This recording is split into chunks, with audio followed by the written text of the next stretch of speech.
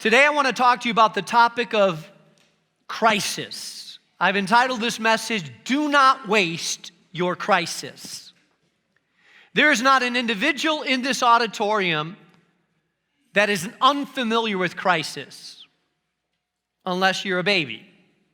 And then you've had a few dirty diaper crisis, I guess. But we all understand crisis. How about it? How many of you within the last 5 years have experienced either a financial, a health, a marriage, a family, an educational crisis of some sort in your life? Raise your hand if in the last 5 years you've had some sort of crisis. Right. Most of us have gone through a crisis. In fact, I like to say about crisis or storms, you are either in a storm or a crisis, you are either coming out of a crisis or you're going into a crisis. So if you're here today saying, Pastor, I am crisis-free, well, take good notes because you're probably going to go into one pretty soon. That's just the way life is. But I believe that a lot of us actually waste the crisis that we go through. And I want to make sure that if you're in the middle of a crisis right now, that you are not wasting the opportunities that God is actually opening to you in the midst of a crisis. Normally, a crisis threatens us somehow. It threatens some loss or change that we fear. But I'm convinced that crisis and opportunity have more in common than what you may think. In fact, I believe that in every crisis, there is an opportunity if you allow God to bring out an opportunity. I was thinking about this a little bit, and my mind went back over the years in my life, and I've experienced multiple crises of one degree or another in my life, and I've seen the hand of God in powerful ways. But I was thinking about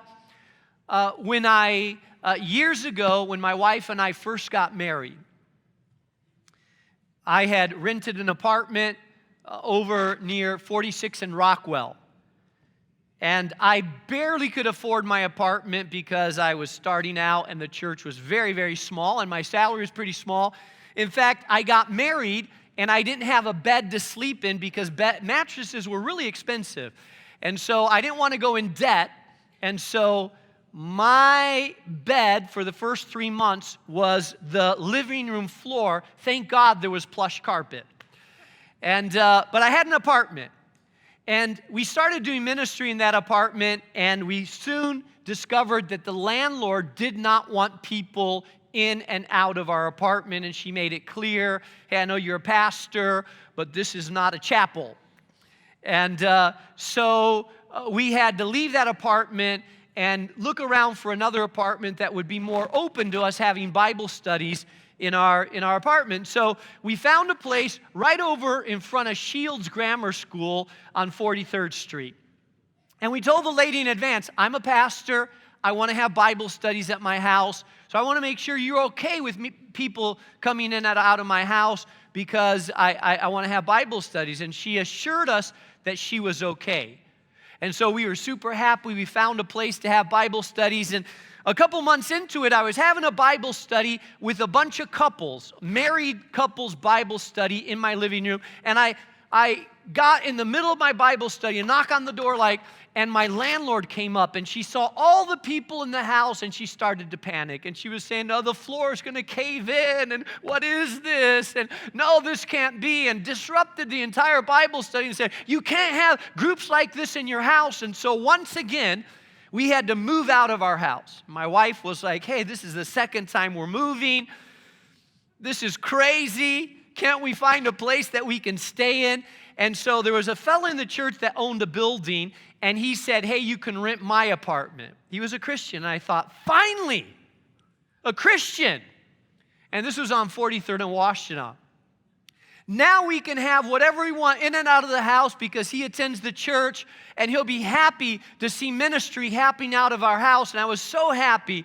And we did a lot of ministry in and out of our house. And then one day he was going through an issue, and as a pastor, I had to confront him about an issue in his life. Well, after I confronted him about the issue of his life, he wrote me a letter and said, I want you out of my apartment. One more time. One more time.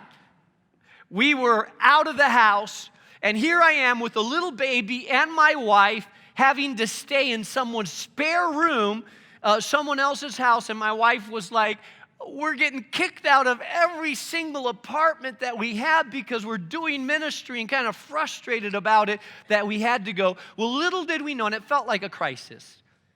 Felt like I'm a man with a family and a baby, and I can't seem to, everybody keeps kicking me out. And little did I know that an individual that was connected to the church heard about my plight, and he approached me on the side and he said, listen, you're a pastor. You should have a place that you could minister to. I know you can't afford a house. I want to give you the down payment for your first house.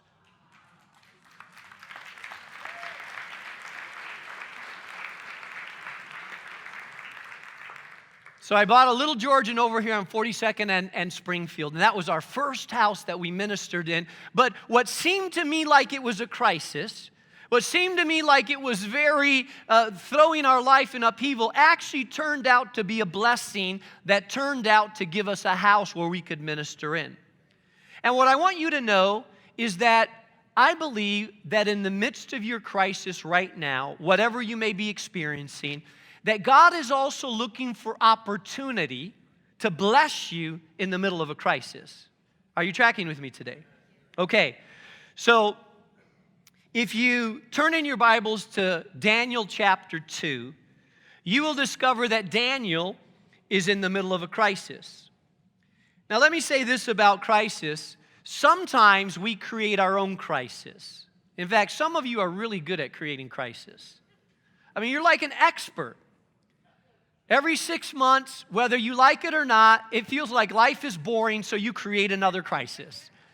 I mean, you are so good at indulging yourself at creating a crisis. And how many of you know people like that they're always in crisis, always creating a crisis? How many of you are like that? Don't raise your hand, nada.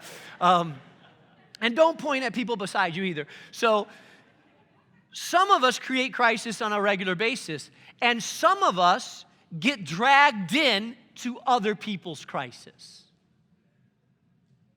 You say, I have nothing to do with it. It wasn't my problem. I didn't try to create it. I just dragged in because I'm married to this guy. You may be a married woman and your husband gets fired from his job because of his temper, and now you're experiencing foreclosure on your house, not because you did anything, but because your husband couldn't keep his temper down, and you feel like I'm being dragged in. My kids and I are being dragged into a crisis that I did not create, but he created, and he's pulling me into it. Or maybe you're a father here, and you have a son that struggles with addiction. And you feel like every time you turn around, he's in trouble once again with the law. Another time, you're getting a call from someone, the police department, and say, Mr. So-and-so, do you know? Yeah, that's my son. Once again, another rehab, another jail sentence, another trouble, another he's out in the streets. And you feel like, hey, I didn't create this, but I keep getting dragged in to my son's crisis. Or maybe you have a brother that's always in trouble with the family, and you're the fall person and always, hey, can I crash at your house a little bit? And it puts strain between you and your wife because he's always crashing on your house, always asking for money from you, and it feels like you're always being sucked in to their crisis. Or maybe you're a young person right now, and your parents have gone through a nasty divorce. You didn't create it, you didn't want it, but they fought like cats and dogs, and now they're divorced, and now you're in the middle of where do you spend Thanksgiving weekend? At his house or hers? What do you do for Christmas? And you feel torn and tugged between two that are dragging you into their mess, not that you created, but that you have become collateral damage to someone else's crisis.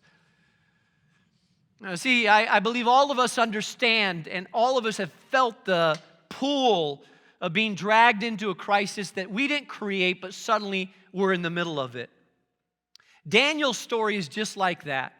In Daniel chapter 2, we see this young man, Daniel, being sucked into someone else's crisis. He didn't create it. He didn't do anything wrong. He didn't deserve it. Yet suddenly he's sucked into a crisis that's literally threatening his life, and he has to try to figure out how to get out of a crisis that he did not create. Let me give you the background a little bit. So there's an egocentric king by the name of Nebuchadnezzar. He has an unusual dream. This dream perplexes him, gives him insomnia. He feels like God or someone is trying to say something to him through this dream, but he can't get over this dream. He becomes obsessed about this dream and what is the meaning of this dream. So he calls together all his spiritual advisors, astrologists, psychics, sorcerers, magicians, the equivalent of palm readers today, curanderas, whoever he can get a hold of, and he brings them all together and he says, I had a dream. And I need to understand what this dream means because I believe it's an important dream. And so they say to him, sure, king, tell us your dream and we'll try to figure out the interpretation. And he says, oh, no. I don't want any of your flippant, made-up interpretation to my dream. I want you to tell me the dream that I had, and then I'll know that your interpretation is right. So tell me the dream, and then I know that you all will be right on your interpretation. And they say, king, no one can do that. I mean, that's unreasonable. You're asking us to do something that no man on earth can do, to tell you the dream that you had before we can interpret it. And the king is furious. The Bible tells us that he says to them, the word from me is firm. If you do not make known to me the dream and its interpretation, you shall be torn limb from limb, and your house shall be laid to ruin. And you thought your boss was tough. In essence, he's saying, if you don't give me what I want, I'm gonna tear you apart. I'm gonna execute you. I'm gonna ruin your family. I'm going to tear down your houses because I need to know what this dream meant. And if you do interpret the dream, I'm going to give you wealth and prosperity. I'm going to honor you and elevate you to a high place. None of the sorcerers or spiritual advisors knew exactly what to do. None of them could interpret the dream. And so the king firmly decreed all of them should be executed. Now Daniel and his buddies Shadrach, Meshach, and Abednego were part of that group. They were apprentices. They were young. They were probably 18, 19 years old by this time, not even known to the king. And so the king's emissary comes knocking at the door and says, by the way, Daniel, get ready because you're going to be executed probably tomorrow or in the near future. Now imagine being at your house like normal, doing your regular duties, and someone knocks at your door and says, by the way, you're going to be executed. I don't know about you, but my natural response, I think, would be a little panicky. But I want you to notice 4 things that Daniel does to maximize his crisis and not waste his crisis. If you're taking notes, I want you to write this down. Number 1, stay calm. Remember, God is bigger than your current problem. They come to Daniel's door. In verse 13, it says the decree went out, the wise men were about to be killed, and they sought Daniel and his companions to kill him. But Daniel replied with prudence and discretion. In other words, with a calm spirit and wisdom. Now, who responds like that when you're being told you're going to die? Most of us, when we're sucked into someone's crisis, most of us become full of anxiety. Some of us become angry. Some of us throw our fist to the heavens and say, why me? Some of us stomp and yell and scream, and some people collapse and cry and panic and are full of anxiety when you get bad news from the doctor, when you get the notice from your job, when you get the divorce papers from your wife, when they find a lump somewhere in your body and they think it's cancer. I mean, we don't know what to say when we're dragged into crisis, but it is unusual for us to respond calmly and with discernment. And I'm wondering, I asked myself this question, how did Daniel stay so calm? And I believe that if you read the story of Daniel, you learn why Daniel was able to be so calm and collected. It's because Daniel knew who was with him. A few years ago, my daughter was about to turn 21. She's 24 right now, so 3 years ago. And I wanted to do something for her birthday that she would enjoy. She's a little bit of an adrenaline junkie. And wanted to do something that she had never done before. So she said to me, "Dad, how about if we go skydiving?" I said, "Okay, how about if you go and I watch?" She said, "No, I want you to go with me." So I agreed. I said, "All right, let's go skydiving." And so we went to this place where a plane will take you up and release you from a perfectly healthy airplane, and you jump out of it. And so the most scary thing about the entire experience was the video that they show you at the front end by a lawyer. And everybody who was going to jump out of that airplane that day had to watch the video. The lawyer with a serious face said, "Now you know that if you agree to jump, you may die. You may be severely injured.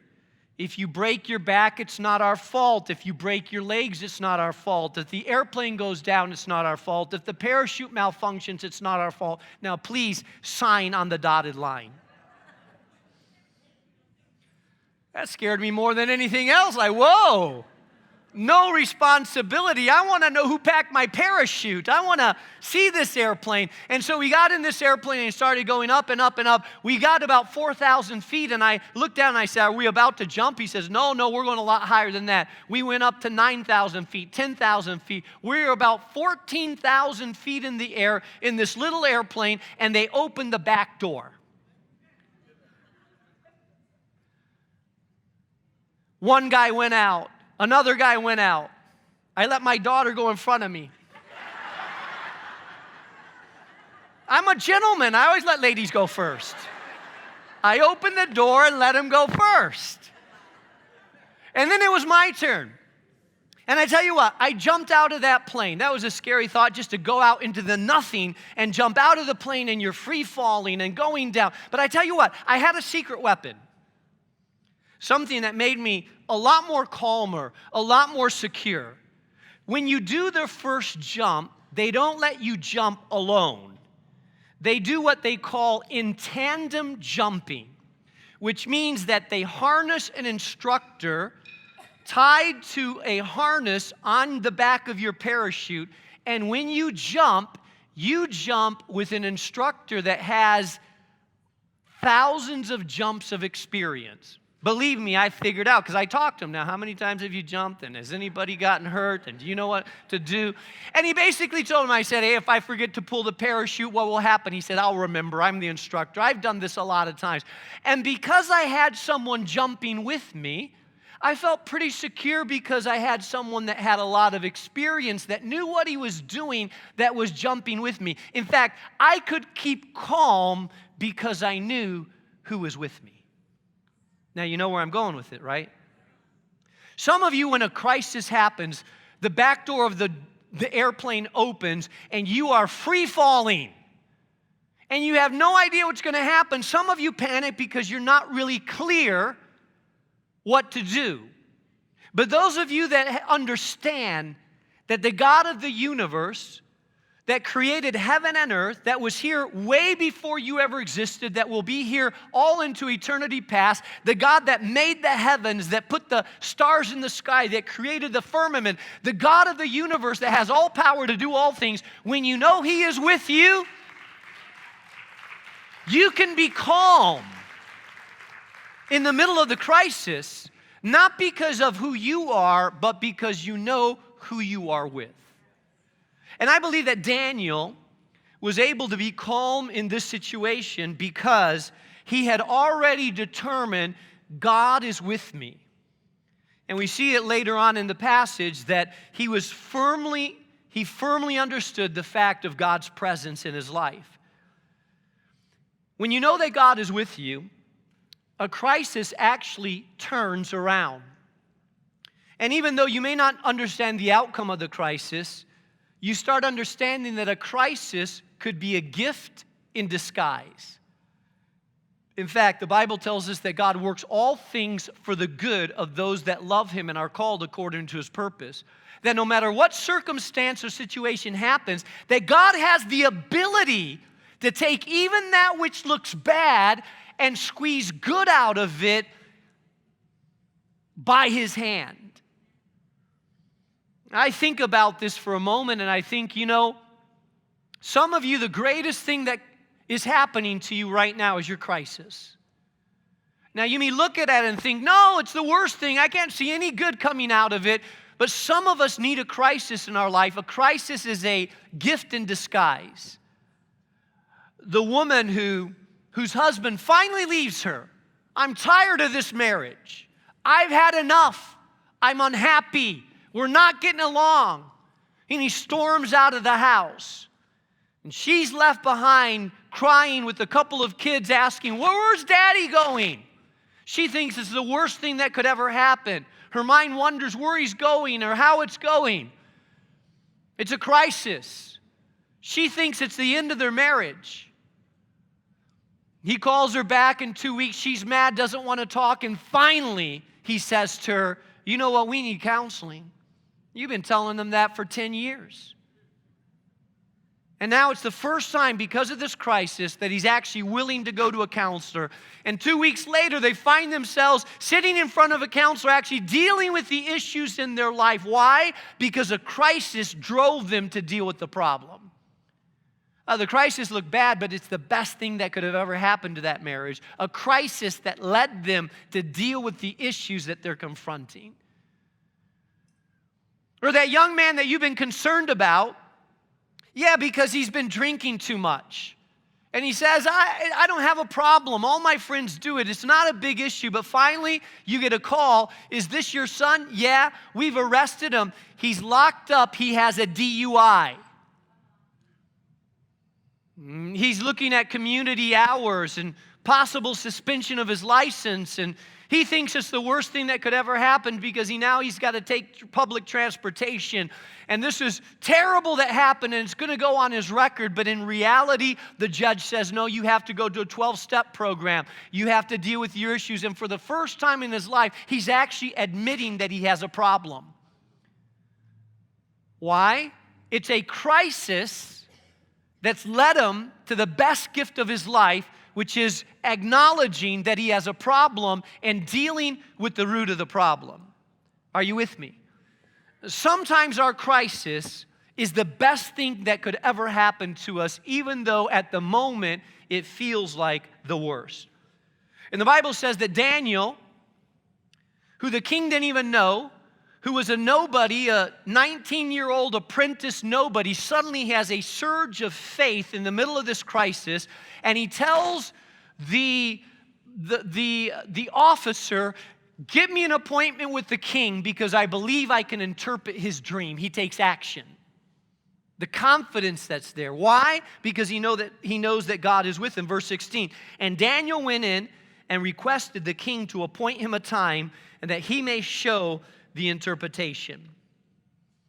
Number 2, not only do we need to stay calm, remember that God is bigger than your current problem, but number 2, pray hard. Remember, there are some doors that only the hand of God can open up. It tells us in verse 17, then Daniel went to his house and he made the matter known to Hananiah, Mishael, and Azariah, his companions. And he told them to seek the mercy from God of heaven concerning this mystery, so that Daniel and his companions may not be destroyed with the rest of the wise men of Babylon. So Daniel goes home, and he basically says, guys, we need to pray. Not only do we need to pray, we need to fall on our faces and cry out to God. We need to pray like we've never prayed before. We need to come before the God of heaven and ask for mercy that He would intervene on our behalf. You know, sometimes we let the wrong people know about our crisis. we tell the gossipers. And all that happens there is everybody knows about our crisis. By the time it leaves your lips, 15 minutes later, there's a whole network of people that know about your crisis. Or we let the self-pity fuelers. We tell someone and they say, oh, I'm so sorry. Oh, you shouldn't go through that. Oh, let's go have a couple Bud Lights. Just this is terrible. And we can cry together over how unjust and terrible life is.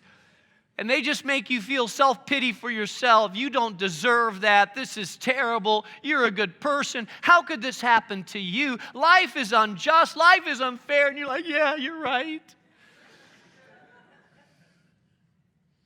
Or sometimes you tell the protesters, and they just want to protest God and the system and your boss and your wife and divorce them and leave them and quit that. And they're the protesters. They believe that everything's unfair and life is unfair and this shouldn't be that way. And they're just raging against the system. But who you really need to tell is the prayer warriors. You need to talk to people that can pray. You need to get a couple people around you that actually believe in the power of God and that won't just say, I'll pray, but you know they'll get on their face, on their knees before the throne of God. They'll cry, they'll weep, they'll intercede, they'll fast, they'll call out to God. They will shake heaven until they see heaven touch earth in some dramatic way. Some of you need to find some people that know how to pray. And you need to enlist those people around you, and those are the first people that you need to tell your crisis to. You need to get some people that know how to pray. You see, what happens if I see that Daniel took action and he prayed. He prayed and he took action. I believe that Christians that are walking well, they don't just take action. If all you do is take action but you don't pray, you're an activist, thinking that you have the power to solve everything. Now, on the other hand, if all you do is pray, but you don't take action, you're a spiritualizer. I believe that action and prayer go hand in hand. I run into some people that, they spiritualize things. And they never are willing to take action. There's a time to pray and there's a time to act, and they both go hand in hand. If you've prayed enough, then you need to step out in faith. Like the guy that I talk to and say, Pastor, I'm praying for a job. That's great. How long have you been unemployed? About 3 years. So what are you doing? I'm praying. How's your application? No, I'm not putting applications. I'm just trusting Jesus. I'm just praying. So what do you do with your time? I just pray. I watch TV. I pray. I have a good time. I don't worry about it. I just pray. Oh, yeah? So how do you expect to get a job? I'm just praying that someone will knock on my door, give me the right job with the right salary. I'm just trusting Jesus. No, you're not. You're being lazy. You need to do more than pray. You need to act and pray. You need to go out and put job applications. You need to do everything you can in the natural and let God do what you can't do.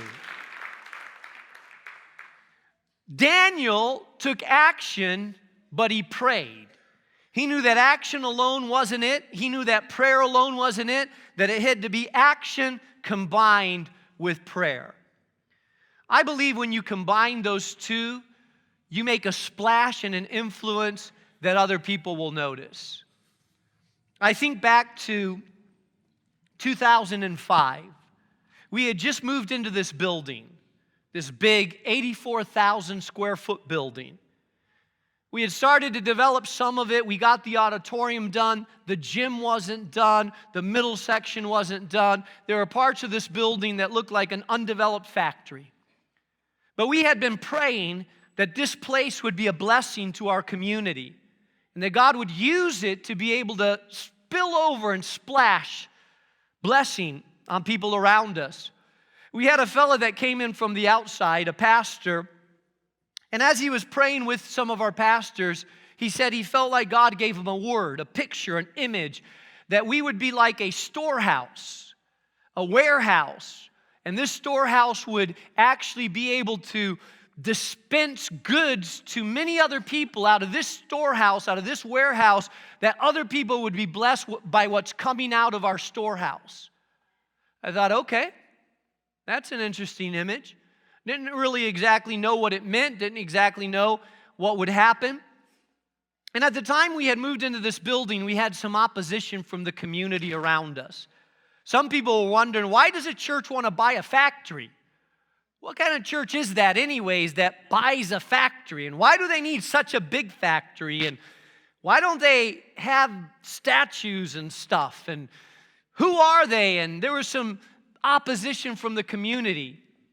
Well, in 2005, in August 2005, there was a horrendous tragedy that happened in New Orleans because a hurricane called Katrina struck the New Orleans coast. You remember that, Katrina? It was one of the worst disasters that this country, natural disasters that this country has known. The storm surge caused 23 breaches in the flood walls around Katrina, and it's the worst engineering disaster in the history of the United States of America. 2 days after the hurricane, 80% of New Orleans was underwater. Some of it was 15 feet underwater. Almost 1,500 people died in this tragic incident. Well, it just so happened that we were getting into this building, and a fellow from a city called Ocean City escaped the flood of New Orleans, got in a pickup truck with a chainsaw and his dog, and he drove all the way from New Orleans up to Chicago because he had family in Chicago. And when he got to Chicago, he got on the radio, I think it was WBBM, and he got on the radio and said, hey, it's atrocious down there. The city that I'm from doesn't have food, doesn't have water. People are out on the streets. I mean, we need to do something for them. They need toilet paper. They need generators. They're in desperate need. And he got on the radio and pleaded. Well, a person from this congregation heard him on the radio and said, well, we've been praying. Now we need to act. And so we reached out to him, and he came to the church, and we said, what can we do? And he said, well, we need to get supplies down there, clean water. They don't have anything to drink. And so we determined that we would try to fill up one truck, and drive it all the way down to New Orleans.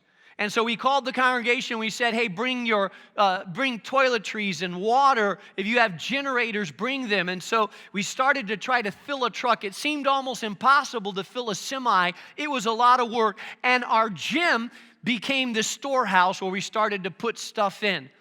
Well, suddenly people from the community heard about it. The very community that had opposed us now heard that we were doing something in New Orleans, and cars started showing up in our driveway. So many cars started showing up in our driveway that there were lines getting into this parking lot. People had their trunks full of toilet paper and water. The news got a hold of it and advertised, hey, a church on 51st and Keeler is taking supplies to New Orleans.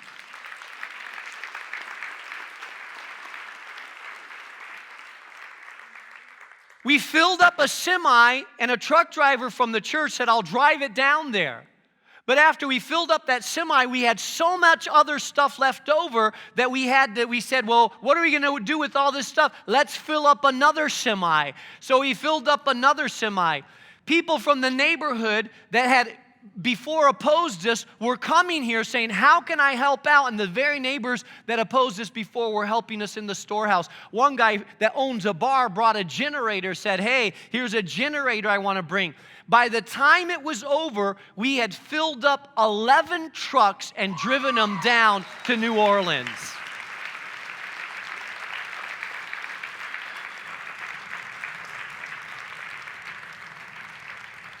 The mayor of Ocean City, of this town, called me up.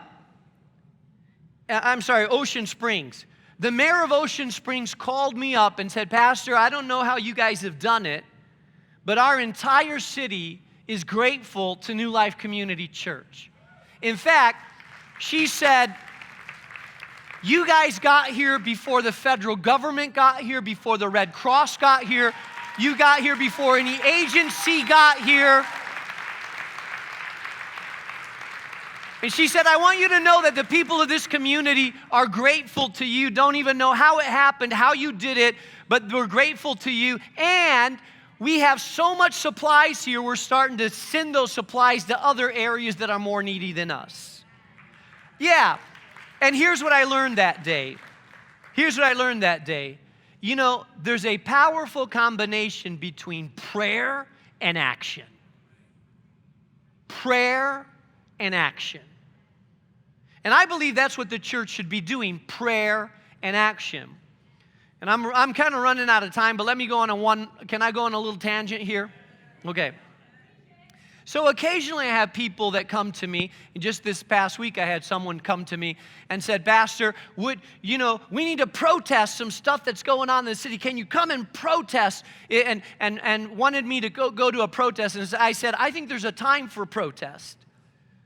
But I don't want us to shake our fist at government and city and police and people, because sometimes they're as stuck as we are as to what to do. How about the church bring some solutions to the table? How about the church roll up our sleeves and start fixing the problem, and then tell the city, hey, we are already fixing the problem, just come and help us while we're fixing the problem.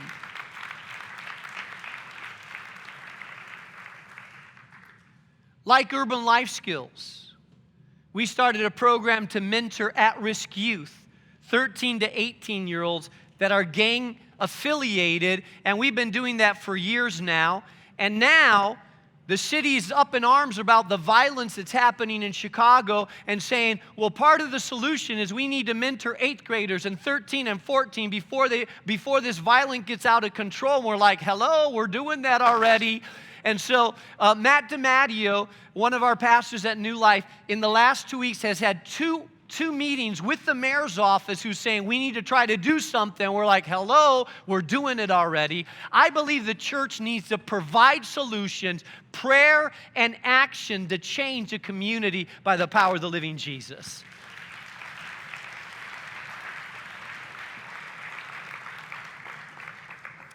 That was a freebie. Number 3, we need to take action. So not only do we need to pray, but as I said before, we need to take action. Remember, one person filled with God's Spirit can do what others in the natural can never do. Verse 24, it says, therefore, Daniel, after they had prayed, called out to God, gotten on their face. Church, we need to know how to pray. Some of you don't even know how to pray. Oh yeah, you know how to pray grace over your meal. Lord, and bless these elements that we're about to take. May they serve for our strengthening of our bodies. Amen. But that's about all you know how to do. Someone says, can you pray for this crisis? You say, yes. Lord, thank you for these elements that we're about to take. May it strengthen our body. No. We're talking about a crisis, not about a meal.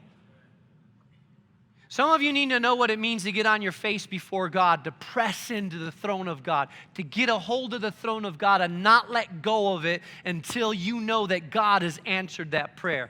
Some of us need to learn how to fast and pray and seek God and intercede and know what it means to tarry before the Lord and wait until we know that God answers our prayer. Fervent in prayer. And when you're calling upon God, listen, when we know what it means to call upon God, then what happens is when you're calling someone, you listen for an answer. When I'm upstairs and I say, hey, honey, what time are we having dinner? And I hear, I say, I can't hear you. So I open the door, I turn the music down, I cup my ear. I said, what'd you say, hon? Oh, go pick up dinner myself? All right, got it. No, just, I'm listening for an answer because I'm asking a question. When you know how to pray, you cup your ear to the heavens. You look for the signs. You're waiting an answer. because you're asking. Some of us need to know how to listen. And when Daniel was listening for an answer, God spoke to him in a dream. And God showed him the dream that Nebuchadnezzar had had. Now, I don't believe that God normally speaks through dreams, but I believe God can speak through dreams. I don't believe that every dream you have is a God dream. Some of you just have a weird dream because you had too much Giordano's pizza the night before and just, you have psychedelic, weird flying dreams, falling off buildings or whatever. Not every dream you have has a spiritual meaning to it. Don't come to me and say, Pastor, I was falling off a building. I'm wondering, maybe. But I do believe that God can speak through dreams at times. God will use whatever means He has to get our attention. He spoke to Daniel through a dream, and He showed Daniel in a dream the vision or the dream that Nebuchadnezzar had had. And He gave him the interpretation of the dream that Nebuchadnezzar had had as well. And then Daniel took action and went before the king and said, I have an answer to your dilemma. I know what your dream means. You see, he took a bold action. You see, some of us need to take a bold action in our crisis. Some of us won't be bold until we're driven to be bold. Some of you, God has been asking you to do something for a long time and you don't do it because you don't have enough courage to do it, enough incentive to do it, enough motivation to do it. You know what to do. The problem isn't that you don't know what to do. The problem is that you don't have the boldness or incentive to do it. I've told you this before, but my grandfather smoked. And he always would apologize in front of us who were teenagers about smoking. He'd say, boys, don't do this. Terrible for you. Bad. I wish I could quit, but I can't. And he was a man that read his Bible, loved Jesus, but he smoked. Didn't like it. One day he went to the doctor, and the doctor said, Mr. Jobe, I see a spot on your lung. If you don't stop smoking, you could be dead soon. Something incredible happened. My grandfather stopped immediately smoking. Immediately. Never touched a cigarette the rest of his life. Unfortunately, it was too late. He had lung cancer and he died of lung cancer. But what it showed me is that my grandfather could have stopped any time if he had an incentive strong enough, a motivation deep enough to make him make that decision. Some of you here and you think, I want to do it. I just don't have the willpower. I don't have the incentive. I don't have the motivation. What are you going to wait for, a crisis? Is it going to take a crisis? Because sometimes God will let us go through a crisis before we have the boldness to take a bold step in the middle of our crisis. Daniel, in the middle of his crisis, was unknown by the king, but he got a boldness to step up and say, hey, king, I have an answer. Number 4, seize the opportunity. So stay calm, pray hard, take action, and lastly, seize the opportunity. Remember, every crisis provides an opportunity to point to God and to lift others. So Daniel goes before the king, and I love what Daniel does because the king says to Daniel, oh, I've heard that you can interpret my dreams. I've heard that you have the power to tell me what my dream was. And notice what Daniel says. Daniel responds to the king in verse 24, and it says, therefore in verse 27, Daniel answered the king and said, no wise man, enchanter, magician, astrologer can show the king the mystery that the king has asked. But there is a God in heaven who reveals mysteries. I love that. The king says, oh, Daniel, I heard you can do it. No, not me.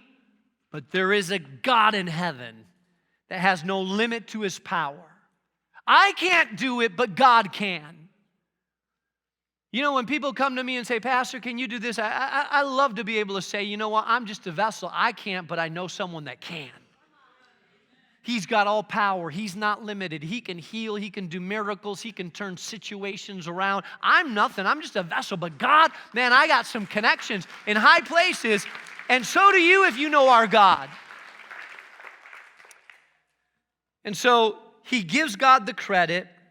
He interprets the dream, and I wish I had time to get into the dream. I don't, but it's a prophetic dream. The dream that Nebuchadnezzar had was a prophetic dream that really revealed 2,500 years of history before it ever happened. Daniel, in his dream, prophesied that the Babylonians would be followed by the Persians, and that the Persians would be followed by the Greeks, and that the Greeks would be followed by the Roman Empire.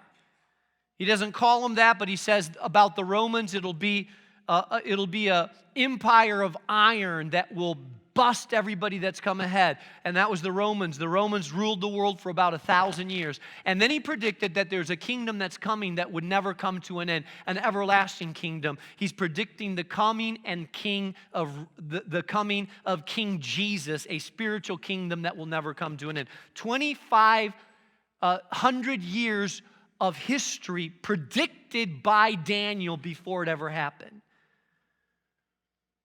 And when the king saw that Daniel knew his dream, the king said to him, Daniel, I want to promote you, and you can do everything you want. I don't even know your name. And he gave glory to God. This king that didn't even know the name of Daniel's God, he says, truly your God is God of gods and Lord of lords. He's the revealer of mysteries, for you have been able to reveal this mystery. Listen, when you go through a crisis and you take a bold step, other people around you are going to see that your God is alive and well. Give him the credit, give him the honor, and give the glory that belongs to him.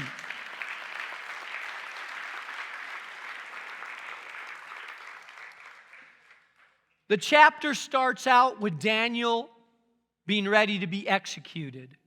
The chapter ends after a crisis with Daniel giving glory to God, being promoted, and actually lifting his friends into a level of promotion as well, all because of a crisis. I want to close with this. I'm wondering if God is trying to squeeze something out of your crisis. You're looking at your crisis as the worst possible situation that you could go through. Yet God is asking you, I want you to see the opportunity in the middle of your crisis. I have a purpose and a plan to bring good out of that which you see as bad. Let me do it.